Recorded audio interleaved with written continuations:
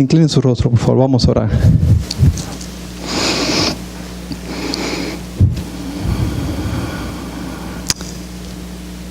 Qué glorioso privilegio el nuestro, que a pesar de nuestros muchos pecados, de todas nuestras faltas, debilidades, rebeldías, transgresiones, culpas, la realidad es que podemos decir a aquellos que somos salvos con sinceridad: te amamos, te amamos. Y en realidad podemos y experimentamos que Dios está vivo y vive en nosotros, rugiendo como un león. Es una contradicción. Muchas veces, Señora, no vivimos, actuamos o nos sentimos como somos en Cristo Jesús. Pero tú lo has hecho una realidad. Somos tuyos, somos hijos de Dios, y te adoramos y te alabamos y bendecimos tu nombre. Gracias, Señor Jesús, por dar tu vida en rescate por mí, en rescate por nosotros. Gracias porque te levantaste con poder al tercer día de entre los muertos. Y hoy celebramos no solamente que Cristo vive, pero que Cristo reina por toda la eternidad. Reine Cristo en este lugar, en este ambiente, ahora y por siempre. Amén. Hermanos, si ustedes abren sus Biblias en Romanos capítulo 1.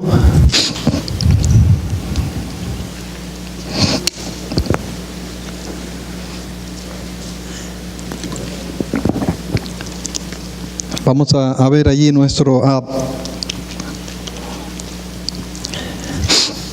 porción bíblica para hoy. La encontramos en Romanos capítulo 1. Y leemos juntos. Ustedes, por favor, en voz baja. Yo leo en voz alta, por supuesto.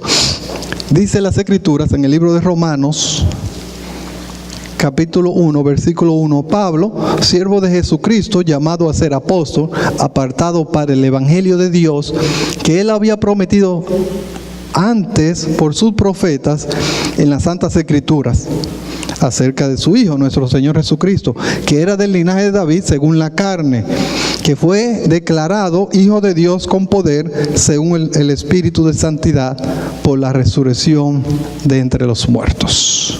Ahí tenemos, hermanos, nuestro pasaje para hoy. Y si está tomando nota, como yo le dije la semana pasada, deberían de ser todos ustedes. El mensaje tiene como título La exaltación de Cristo. La exaltación de Cristo, ¿no? En esta introducción, o como ven en la mayoría de sus Biblias, salutación, Pablo en ellas nos dice quién él es. O sea, encontramos quién escribió aquí, quién escribió Romanos. ¿Quién escribió Romanos? Pablo, ¿no? También se nos dice quién era él, siervo de Jesucristo. Y también él nos dice su ministerio. ¿Cuál era su ministerio? Llamado a ser apóstol, apartado para el evangelio de Dios, ¿no? Y ahora nos dice, también nos da un breve resumen del evangelio, de la esencia del evangelio. En primer lugar nos dice su origen. ¿Cuál es el origen del evangelio? El evangelio de Dios. Ese es su origen.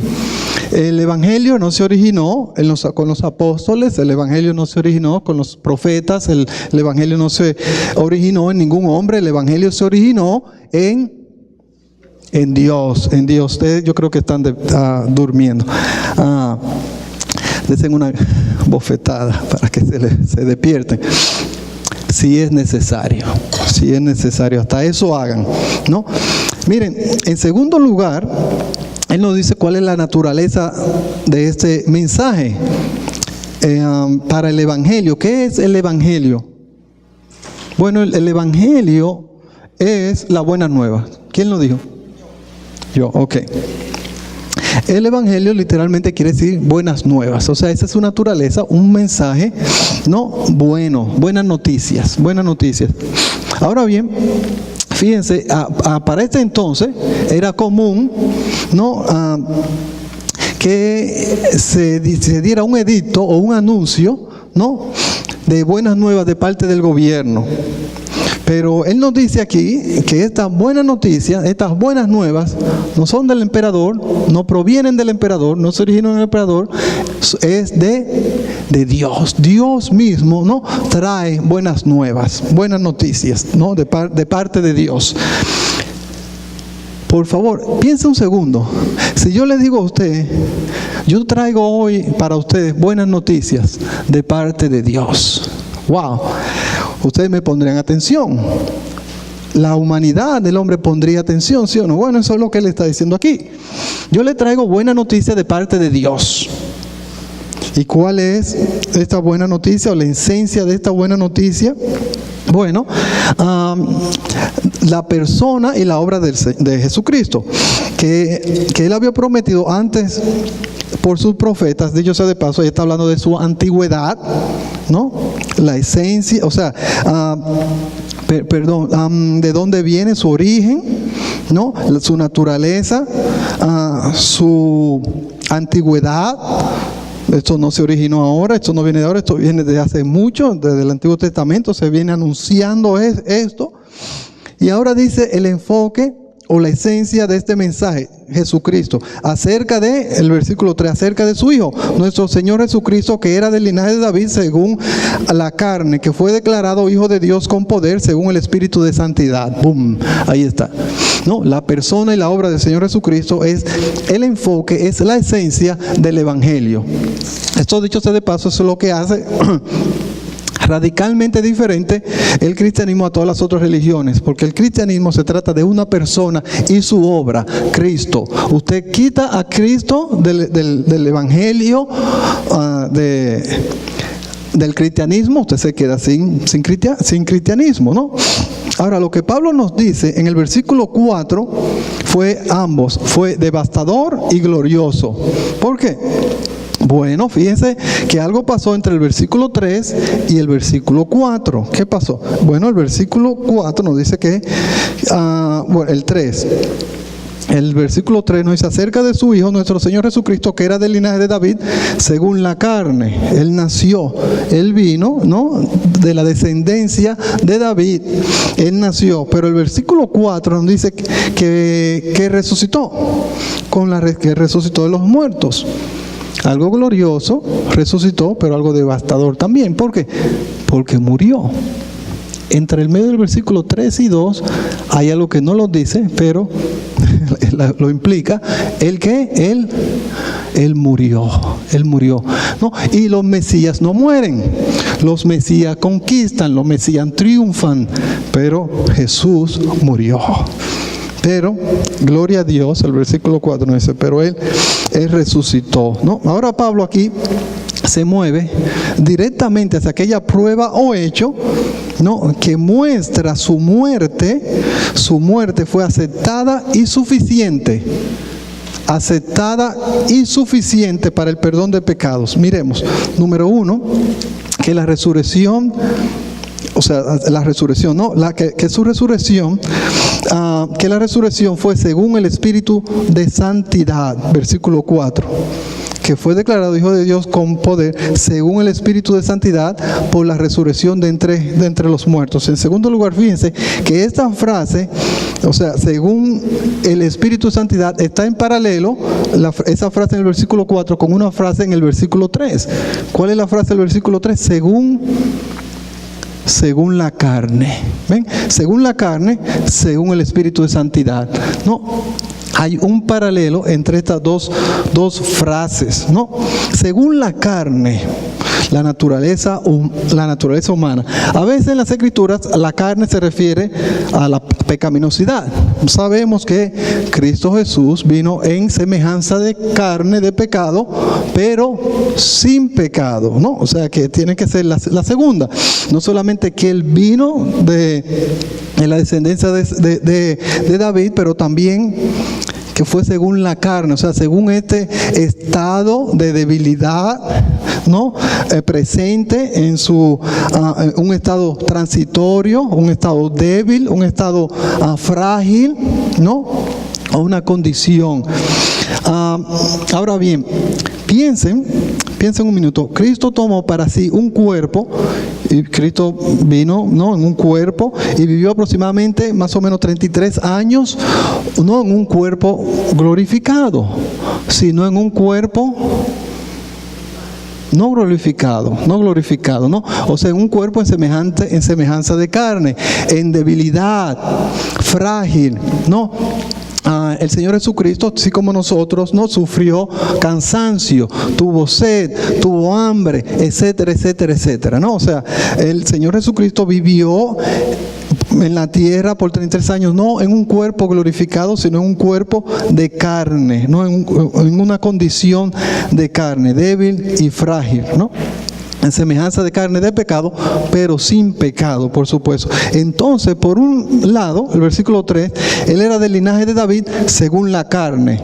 Y ahora nos dice en el versículo 4 que fue declarado Hijo de Dios con poder según el Espíritu de santidad.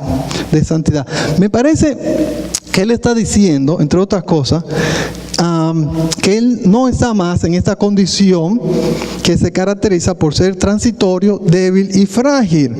Todavía humano, pero ahora glorificado con poder según el Espíritu de santidad. Pero también se nos dice en el versículo 4 que fue declarado, fíjense el versículo 4, que fue declarado Hijo de Dios con poder, En el original no existe que fue declarado, sino simplemente dice el versículo 4, declarado Hijo de Dios con poder. ¿Qué quiere decir la palabra declarado? Bueno, muchos dicen que quiere decir eso mismo, declarado. La palabra aquí en el griego, que es lo que quiere decir declarado, mostrado, enseñar. Que cuando uno muestra algo, enseña algo, ¿no? Lo demuestra. Quiere decir que, según esto, que él era el Hijo de Dios, y la resurrección demuestra, enseña que Él es el Hijo de Dios, ¿no? El Hijo de Dios con relación a su deidad, por supuesto. En otra palabra, que el pasaje dice, la resurrección es la prueba, la evidencia que Él es quien dijo ser Dios en carne. Y es cierto que la resurrección es la prueba, es la evidencia, es lo que demuestra en una forma definitiva, absoluta, máxima, que Jesús era quien dijo ser Dios en carne.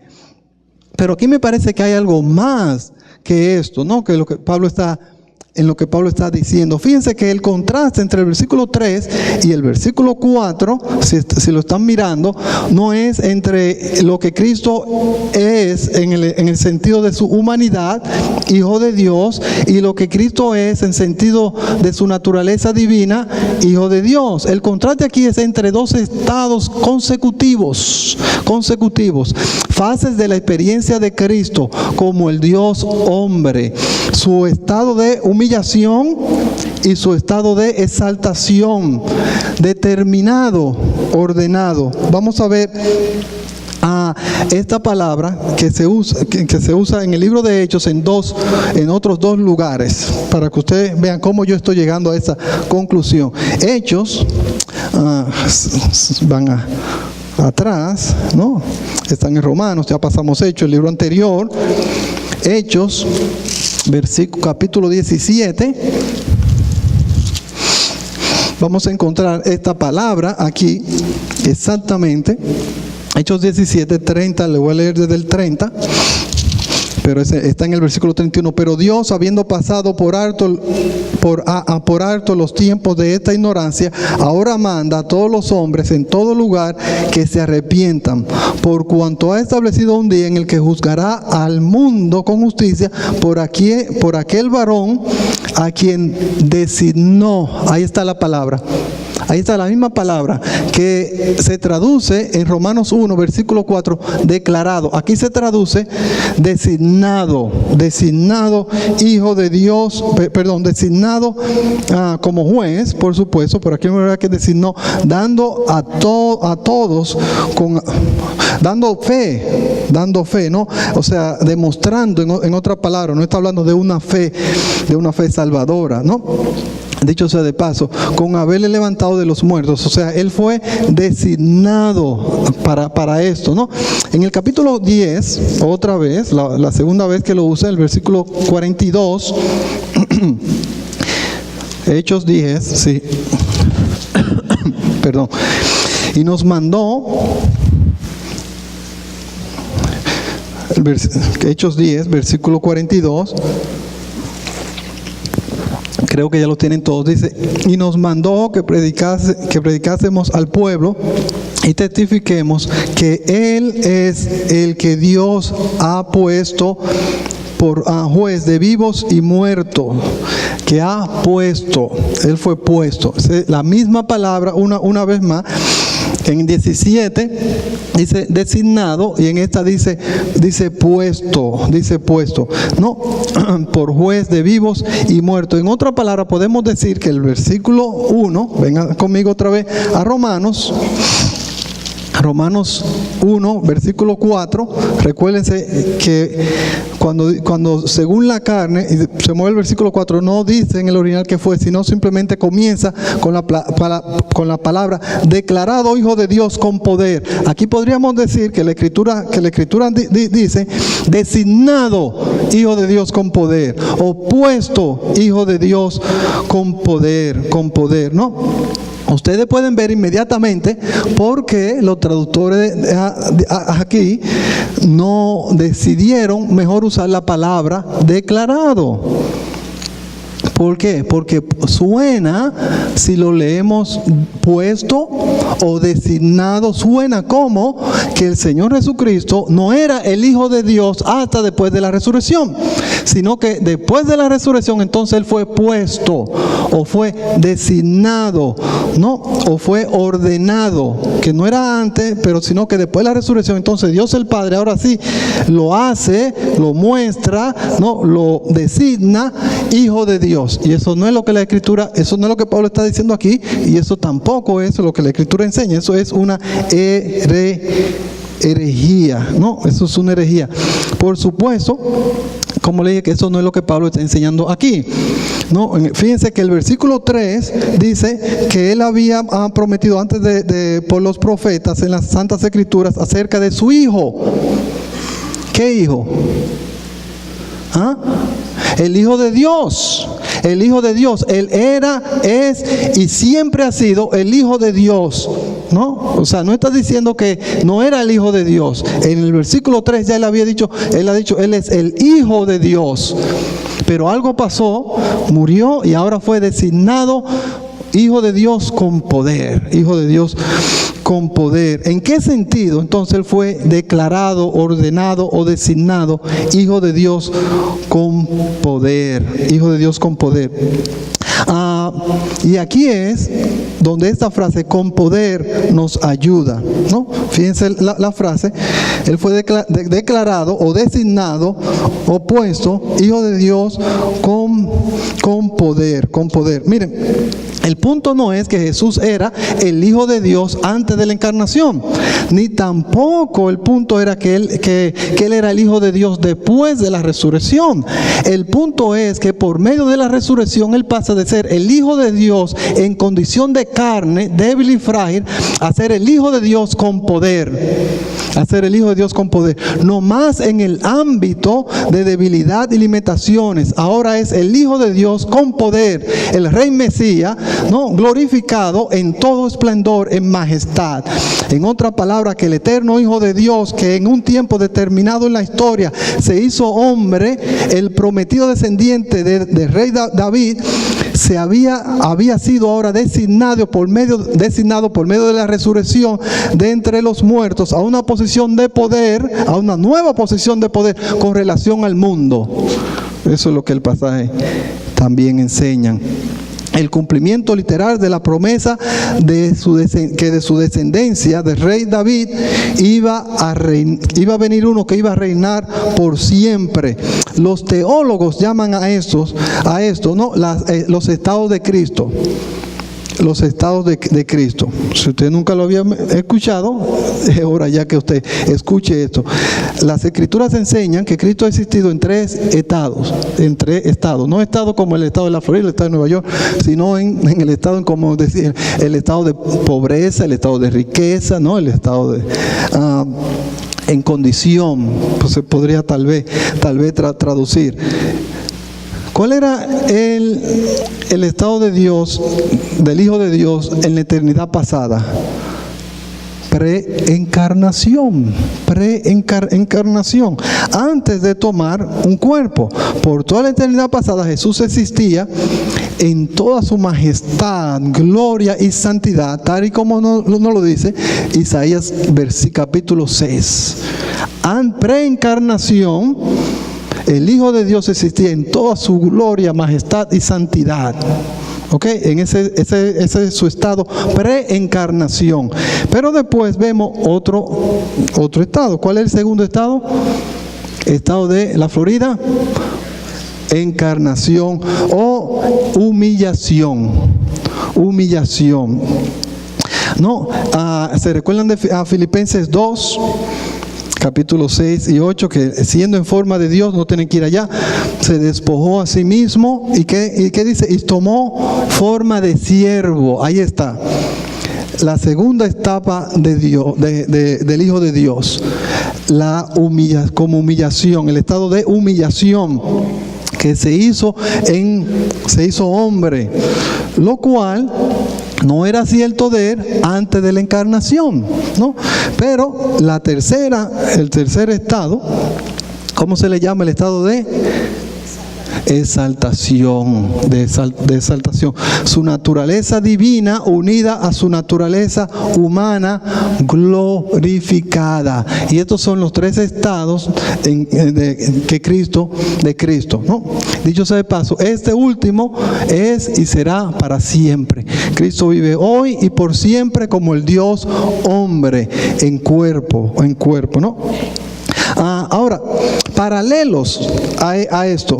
Bueno, no tienen que ir allá, pero en Mateo, al final, en un pasaje donde usted está muy familiarizado, después de la resurrección, la gran comisión, lo que conocemos como la gran comisión, dice el versículo 18, y Jesús se acercó y les habló diciendo, toda potestad me ha sido dada. ¿Cómo? ¿No la tenía? ¿Por qué dice me ha sido dada? Literalmente. En una forma que no había sido dada antes, ¿no? Ahora, en Filipenses, ahí sí quiero que vengan conmigo a Filipenses. Filipenses 2. Se van a dar cuenta ahora conmigo, si no se han dado cuenta, que aquí tenemos los tres estados de Cristo: preencarnación, humillación y exaltación. El versículo 2:5. Haya pues en vosotros ese sentir que hubo también en Cristo Jesús, el cual siendo en forma de Dios, no estimó el ser igual a Dios como cosa que aferrarse. Preencarnación, Dios, Espíritu, el Hijo de Dios, ¿no? El versículo 7, el estado de humillación, sino que se despojó de sí mismo tomando forma de siervo, hecho semejante a los hombres, y estando en la condición de hombre se humilló a sí mismo, haciéndose obediente hasta la muerte y muerte de cruz. El estado de humillación. Ahora vamos a ver el estado de exaltación, por lo cual Dios también lo exaltó hasta lo sumo, y le dio un nombre que es sobre todo nombre, para que en el nombre de Jesús se doble toda rodilla de los que están en los cielos y en la tierra y debajo de la tierra, y toda lengua confiese que Jesús es el Señor, para la gloria de Dios el Padre. El estado de exaltación. Entonces, algo pasó aquí que Dios le exaltó. Dios le exaltó y le dio un nombre que es sobre todo nombre. Hechos, capítulo 2, por favor. Hechos 2.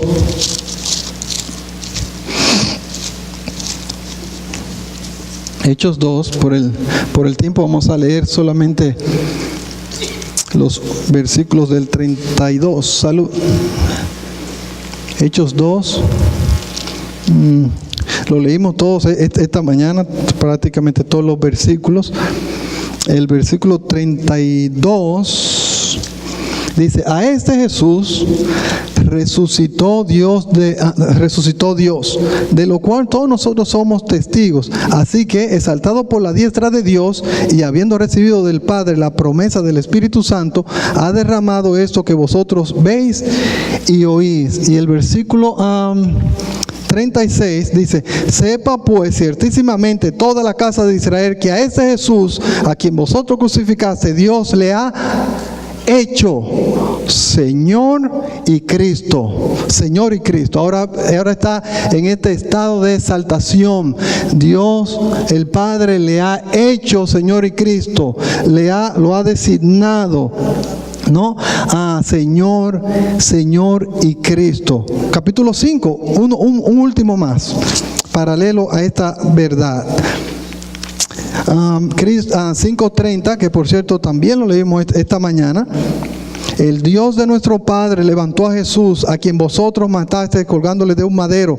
A este Dios ha exaltado con su diestra por príncipe y salvador, para dar arrepentimiento y perdón de pecado. Ahí ustedes tienen el tercer estado de Cristo: preencarnación, humillación, y ahora después de la resurrección. Todos los pasajes que hemos leído hay algo. Murió, entonces Dios el Padre, en respuesta a lo que Él hizo, lo exaltó. Le ha hecho Señor y Príncipe, lo ha hecho Salvador.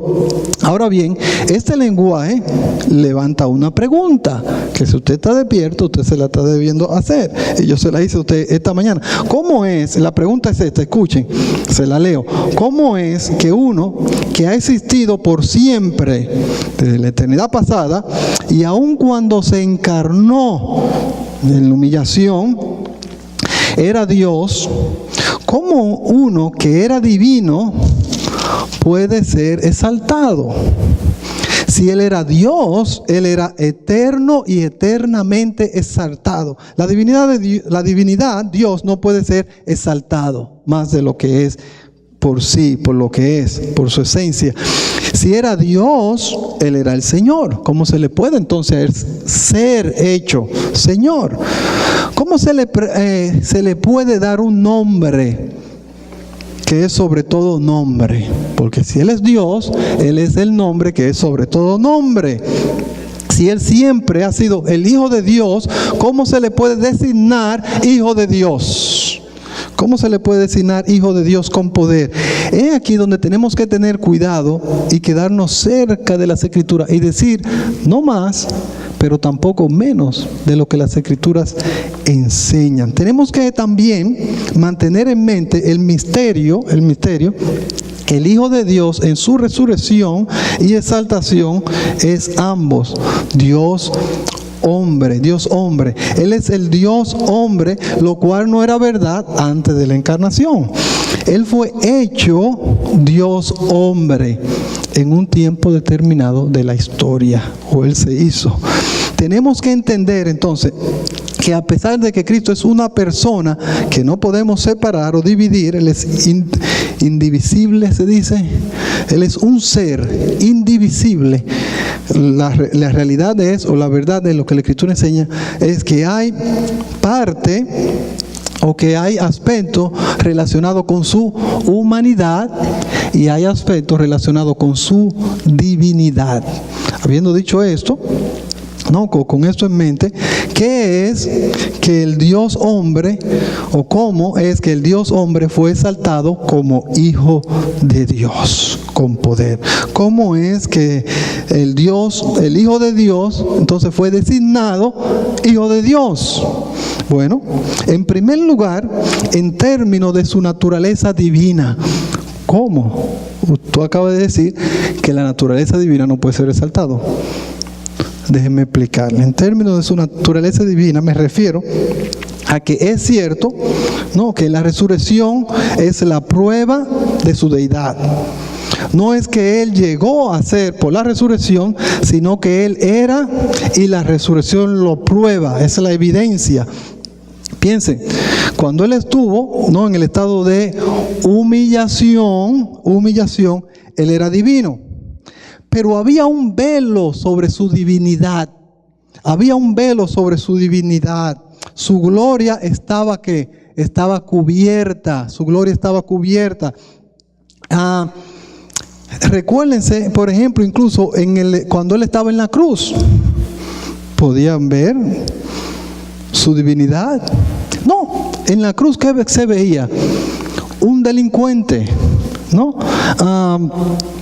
Uno muriendo por sus pecados, uno que estaba haciendo en ese momento, recibiendo lo que merecía, uno incluso que estaba haciendo en ese mismo momento, maldito por Dios, pues escrito está, maldito todo aquel que es colgado de un madero. Uno que estaba allí siendo abandonado por Dios, un pecador muriendo en camino al infierno. Maldito todo aquel que es colgado de un madero. Pero la realidad era otra cosa. Ustedes ven, hermanos, su condición y su identidad son una contradicción. ¿Cuál era su condición? Humildad. El estado de humildad, de humillación, el estado de siervo. Esa era su condición, un siervo. ¿Cuál era su deidad? ¿Cuál era su deidad? El Hijo de Dios, Dios. Vamos a decir Dios. No quiero que alguien vaya a pensar que cuando digo Hijo de Dios es como que Dios. Esa era su identidad, pero su condición era ¿qué? Un siervo. Dos cosas totalmente opuestas, ¿no? Pero parece una contradicción. Pero en su resurrección y exaltación, la contradicción entre su deidad y su condición es removida por siempre. El velo es quitado, ¿no? El velo es quitado. Y Dios el Padre ha vindicado al Hijo, demostrando por la resurrección que Jesús es el Señor. Ya su condición y su deidad quedan probadas por siempre. Eso es con relación a su divinidad, ¿no? Ahora, por la resurrección y exaltación, con sentido ahora a su carne, a la glorificación y entronamiento de su humanidad. Y esto es lo que todos esos pasajes enseñan la glorificación y entronamiento de su humanidad, Una vez más, estamos hablando de un misterio, por supuesto, ¿no? De un ser. Su naturaleza divina no puede ser exaltada, glorificada. Es eternamente exaltada y glorificada, ni tampoco pueden ser entronadas, por supuesto, ¿no? Pues el Dios Trino siempre fue y será entronado en control soberano, pero fue en su naturaleza humana, ahora unida a su naturaleza divina por siempre, que algo único pasó. Déjenme decirle así, para que lo entiendan. Algo o alguien subió al cielo que nunca había estado allí. ¿Quién? Dios hombre. Dios hombre. Nosotros creemos y servimos y adoramos a un hombre que es Dios. Y el Dios hombre fue exaltado, fue entronado, ¿no? el Dios hombre, ¿no? El hombre que se humilló ha sido glorificado, el Mesías, Jesús, que vino a la tierra en semejanza de carne de pecado, débil, frágil, ha retornado ahora a gloria con Dios el Padre, hombre Mesías en poder, subió a gloria como Dios hombre y fue entronado como cabeza de la iglesia y el Señor del universo, en cumplimiento literal a la promesa de David, que uno de sus descendientes iba a ser entronado por siempre, ¿no? Él es ahora Rey de Reyes y Señor de señores. Él está entronado, Él está en un poder, Él está gobernando y gobierna por siempre. Aleluya, aleluya, aleluya, porque el Señor Dios Todopoderoso reina y reina ya. Es una mentira de que el Señor Jesucristo un día... Es una mentira de que Jesucristo un día va a ser exaltado, o va a reinar, o va a ser vindicado. Con la resurrección y la exaltación, Cristo queda vindicado, Cristo queda entronado. Cristo es ahora el Señor de señores, y por siempre, ¿no? Ahora bien, por supuesto, déjeme decirle esto: resucitó en cuerpo, ascendió en cuerpo, y ahora en cuerpo está en gloria, exaltado con todo dominio y poder, y este dominio y poder, escuche bien, soberano, será consumado cuando regrese en cuerpo para juzgar con justicia a vivos y a muertos. Y de una forma física. Si usted me dice a mí que el Señor Jesucristo ahora no está reinando en forma física, hello, por supuesto, pero nunca me diga a mí que el Señor Jesucristo no reina, porque las Escrituras dicen que el Señor Jesucristo es el Rey de Reyes y Señor de señores ahora, que ahora Él está sentado a la diestra del Padre en poder soberano. Yo no sé cómo ustedes no dicen aleluya, gloria a Dios. Conclusión: la resurrección y exaltación del Señor Jesucristo es la fuente de gracia, esperanza y gozo de todo creyente, suprema, por dos razones. Número uno, hermanos, miren, existe una verdadera unión entre Cristo y los suyos, entre Cristo y la iglesia. La iglesia es el cuerpo de Jesús, ¿no? Pero lo que quiero decir es que las Escrituras enseñan que todo lo que Él hizo como el Dios hombre, lo hizo como representante de la humanidad, lo hizo como representante mío. Lo que Cristo no solamente hizo, pero recibió, fue en nuestro lugar. Fue en nuestro lugar.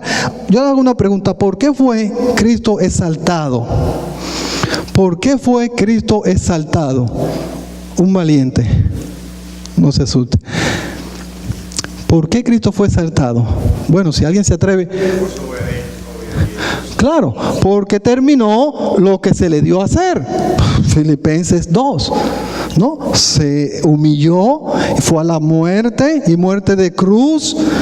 Por lo tanto, no dice el versículo, por lo tanto Dios lo exaltó, porque Él hizo y terminó la obra que Dios le dio para hacer, como el segundo Adán, como el representante de los suyos.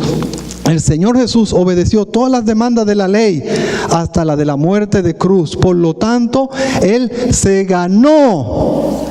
Escuchen, se ganó, por supuesto, la salvación, la exaltación. Él se ganó la exaltación. Primera de Juan, no vayan allá, Juan 17 dice: yo te he glorificado en la tierra, he acabado la obra que me diste que hiciese. Ahora pues, Padre, glorifícame tú al lado tuyo con aquella gloria que tuve desde antes de la fundación,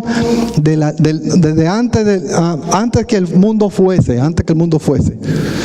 He acabado la obra que me diste, Padre, ahora por lo tanto, dame la gloria que yo tenía desde antes de la fundación del mundo. Y Dios, ¡pum!, se la da, lo exalta hasta lo sumo, ¿no? Su exaltación, ahora, su exaltación fue por gracia.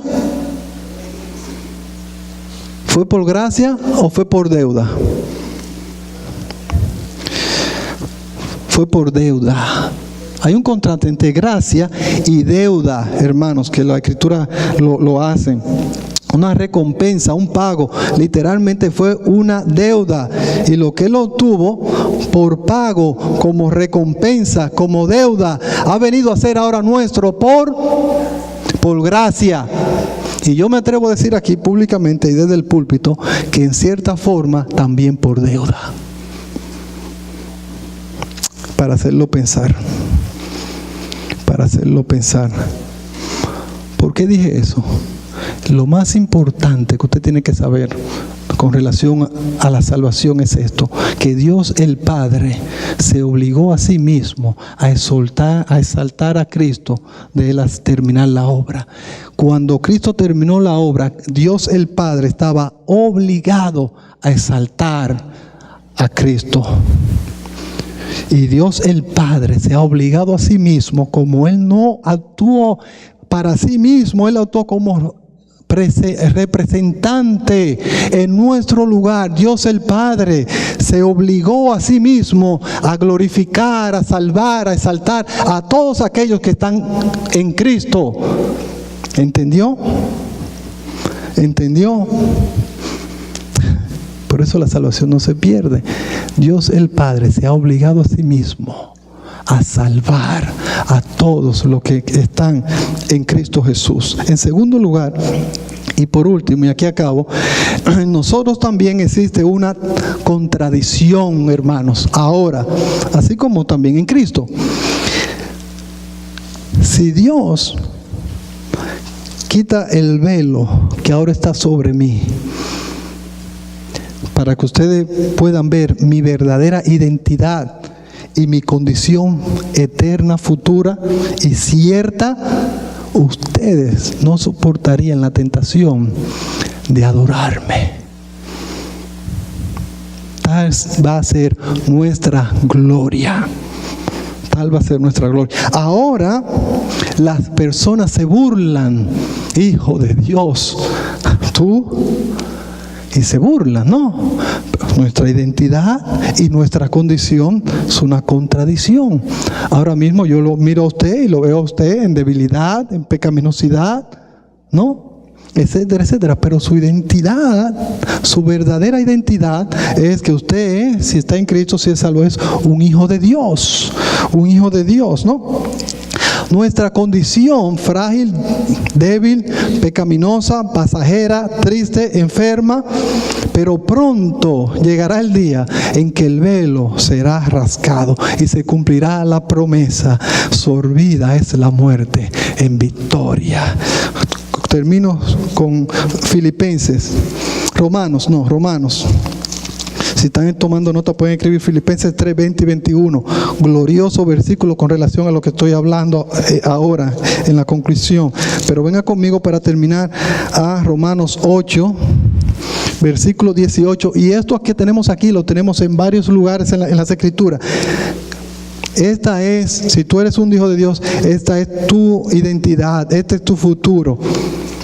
Pues tengo por cierto que las aflicciones del tiempo presente no son comparables con la gloria venidera que en nosotros se ha de manifestar, porque el anhelo ardiente de la creación es guardar la manifestación de los hijos de Dios. Pronto se va a manifestar la gloria de los hijos de Dios, la realidad de su identidad y su identidad y su condición van a ser igual.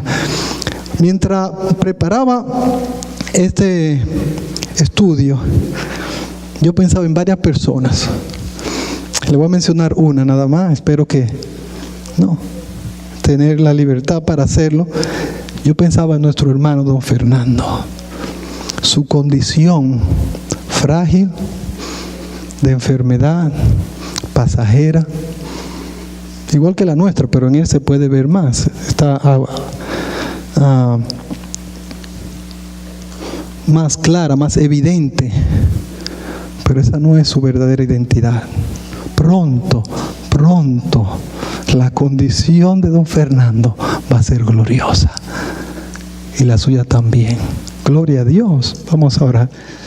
Padre, las implicaciones de la resurrección y exaltación son las más gloriosas para los tuyos. El Dios hombre Jesús ha sido entronado, ha sido exaltado. Ahora es Rey de reyes y Señor de señores, por siempre, por siempre. La humanidad y la divinidad en unión eterna, maravilla de maravilla. Gloria a Dios por la resurrección y exaltación que garantizan mi resurrección y exaltación y glorificación. Aleluya, gloria a Dios. Aleluya, gloria a Dios.